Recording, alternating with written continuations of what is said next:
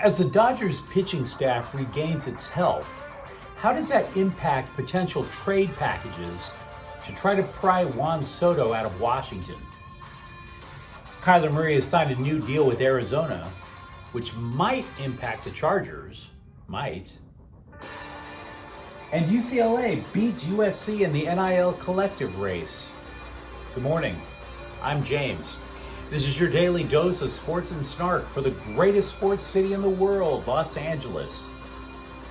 This is Faithful Angelenos. It is July 22nd, 2022. I'm extremely happy, thankful even, for two things. Tomorrow, I'm out of Omaha for a few days, thank the Lord, and also for the new subscribers. I'm grateful for each and every one of you. Now, if you want to keep in touch with talking about LA sports, clickety-clack the like button. Clickety-clack the subscribe button. There's a notifications bell. Hit that. It'll tell you when we drop new clips. Sharing is caring. Let people know we exist. And yes, comments. It ain't just me yakking into an iPhone, folks. Love to hear from you. So before we get to the news and notes, let's go through the scoreboard. Mookie Betts broke a tie game with a 3-run home run in the bottom of the 8th inning. And oh, by the way, that cracked rib, he ended the game by making a diving catch out right. Dodgers 9, Giants 6. The Dodgers have a 10.5 game lead in the NL West. And also, hallelujah, the Sparks have a winning streak of 2. They wind up defeating the Atlanta something or others 85-78. Sparks still trying to get back to 500. They are 12-14. Today, meanwhile, the Dodgers will play the Giants again at the Ravine. Tyler Anderson, he's 10-1.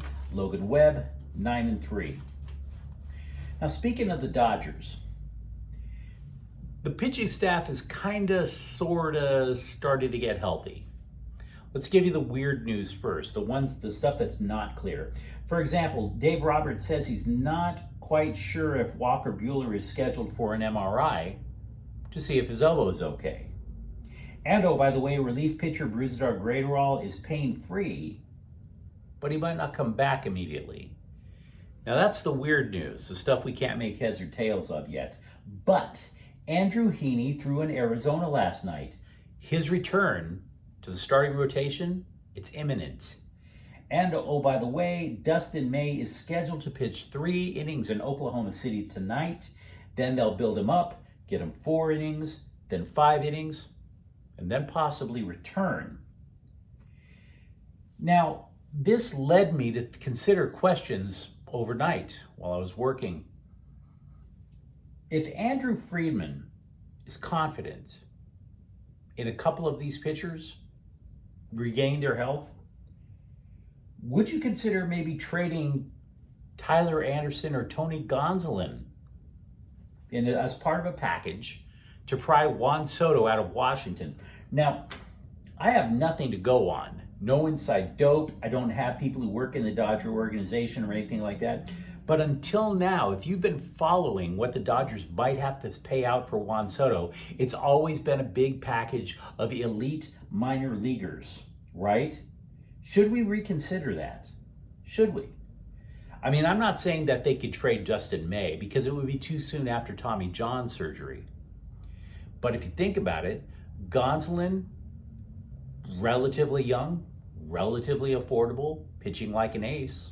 Same for Tyler Anderson. You could make an argument around that, right? Or we also know that Andrew Friedman, the president of the Dodgers, is kind of one of those GMs, one of those rare GMs who goes out and plays 4D chess, if you will. In other words, he just doesn't make one trade back and forth for the sake of making a trade. He'll push prospects here, prospects there, gain players back, and then package all those players as part of a bigger deal. If you remember, that's how the Dodgers wound up getting Mookie Betts, a bunch of series of different trades, collecting a bunch of young players, and then pushing it at Boston to pry away the second best player in the game.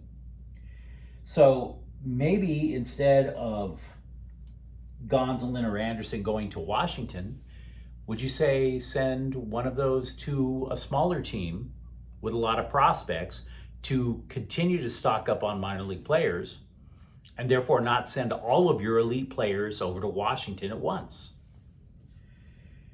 I mean, if you think about it, it might sound a little crazy, but if you look at the Los Angeles rotation, it's currently Kershaw, Gonsolin, Anderson, Urias, and now you're already down to the 5th? And now you're looking at maybe Dustin May or Andrew Heaney, maybe even Walker Buehler? You're talking about a logjam of talent there. So who do you bench? Do you bench Heaney for May?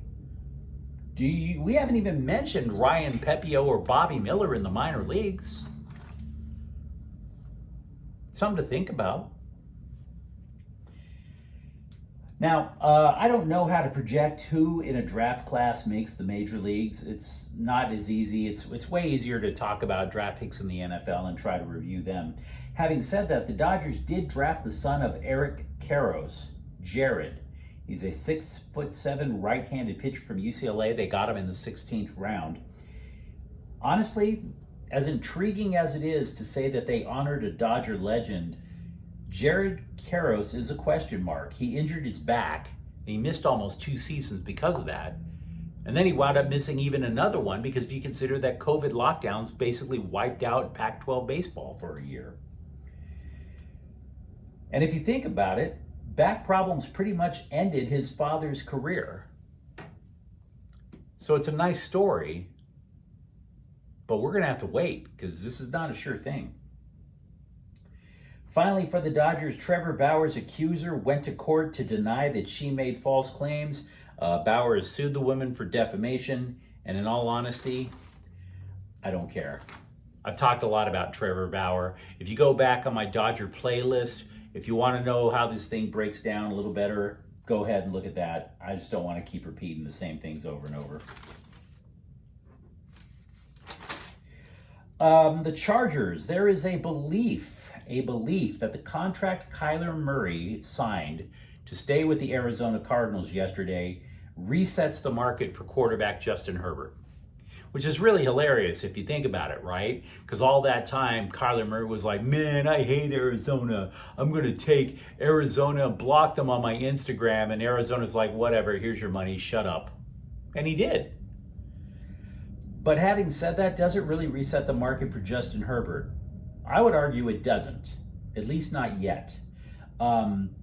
Murray signed, by the way, a 5-year extension worth $230 million. Herbert, by the way, is under contract for 2 more years, and then the Chargers have an option for a 3rd. So despite what you read in the press, I don't think it's time for the Chargers to panic at all, or even worry in the slightest about trying to redo this guy's contract. There's way too much time left. UCLA actually beat USC in creating an NIL collective to pay their athletes, and I have to admit I'm a little surprised. The collective, which will be called the Alliance, they're going to be run by former and current Bruins. 30 current UCLA athletes have signed up. That also includes running back Zach Charbonnet of the football team and basketball point guard Tiger Campbell. There are a couple of people who aren't current athletes who will oversee the thing, but are you really sure you want to have a bunch of college kids running the business decisions here? Really? I mean, do you remember the stupid decisions you made in college? I know the stupid decisions I made in college. Let's just say my pullout game is a lot better now than it was in college, okay? I mean, and then, you know, don't get me wrong, if it helps these players, I'm all in favor of it. And I want to see UCLA succeed in this because I really believe that a strong UCLA and a strong USC is something that basically builds, it's beneficial for both programs. Now, they claim that this collective is going to, quote, help the community, and that's just happy talk bullcrap. It's not helping the community. Cut it out. It's helping you. I'm okay with it helping you. But don't try and give me this bullcrap about it helping the community. By the way, a USC beat writer thinks the Trojans do not necessarily want to create an NIL collective in the first place. Also regarding UCLA, the LA Times has called out Governor Gavin Newsom for obvious hypocrisy. He called out UCLA for leaving the Pac-12. By the way, it was Governor Gavin Newsom who put in motion the need for universities to pay their players with the, quote, Fair Pay to Play Act. You do realize that colleges have to get revenue from somewhere to pay their athletes, right, Gov? Stop admiring yourself in the mirror and look at what you're doing, for Pete's sakes.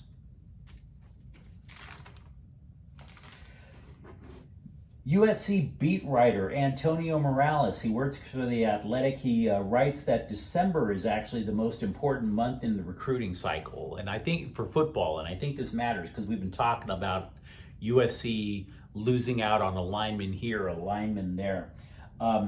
The reason December matters, recruits have a better idea over how a team is trending. So say USC has 9-10 wins, say they're going to a bowl, it's now easier to recruit. So for the 2023 class. However, offensive linemen in a high school are allegedly difficult to flip from one school to another. So theoretically, those linemen are off the market. So it might still be a legitimate worry for the Trojans in 2023, the offensive line. So they might have to go back to the transfer portal going into next year. But if they have a good year this year, then word gets around that USC is a place where a lineman can make something of himself. It's all up in the air.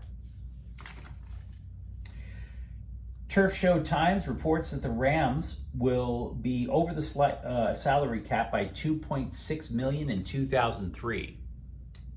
Then under the salary cap by 7.9 in 2024. Not exactly salary cap hell, wouldn't you say? The Rams got their rings last night. Training camp will open for them. And there was a question with regards to Jalen Ramsey. He did have shoulder surgery. Both of his shoulders hurt. And somebody was like, well, if he is hurt, who plays the star position on defense? Who becomes the so-called next Jalen Ramsey? And don't get me wrong, there is no next Jalen Ramsey. But if you're wondering, the next man up is Troy Hill, who's familiar with the defense, and LA acquired him back from the Cleveland Browns in the offseason. So they like him. I'm not going to sit there and say he's Jalen Ramsey talent, but they like him. Season ticket holders are upset with LAFC. LAFC will not allow some of them to renew their season tickets because they are reselling, quote, a substantial number on SubHub or wherever. Now, if I'm one of these fans, and I'm not, I like the Galaxy, but if I were one, I would be upset. I think people have a legitimate reason to resell tickets. The fans are claiming that they didn't want to go to the stadium a lot because of COVID concerns. Maybe that's true, maybe not. But there will be a bunch of reasons that I wouldn't want to go to see an LAFC game every single time, right? The potential for violence. Sometimes LAFC gets a little bit more raucous. The chant. I don't like the chant. I would even cite gas prices. Do you really want me to pay through the nose for gas at every single game? And we have no, and by the way, LAFC didn't even tell these poor souls how many reselled tickets are too many. And by the way, I would recommend reselling tickets because if they don't get resold, those seats do not get used. Now, why does this matter? This means fewer jersey sales, fewer beer sales, etc. And season ticket holders are not buying jerseys every time they go to the match. So stop it. And I also know that many sporting events and comedy clubs, they don't make money on ticket sales. They make money on beer sales. So you need butts in the seats. You don't need tickets sold. You need butts in the seats to go buy beer. So this is just a strange decision from LAFC. I gotta be honest with you. Finally, Darvin Ham, we originally thought this was a done deal, but it's not. He said he still wants Rasheed Wallace on the coaching staff of the Lakers. The idea is to be a mentor, to try and toughen up Anthony Davis a little bit. I don't know, unless you could basically attach Rasheed Wallace's ankles to Anthony Davis, I don't know if how much of a difference that's going to make. Now, by the way, if you enjoyed today's broadcast of Faithful Angelenos, don't forget to subscribe. We're trying to build something for LA sports. Thank you for watching. I'm James. Faithful Angelenos is a Quian Corte El Queso production. Take care.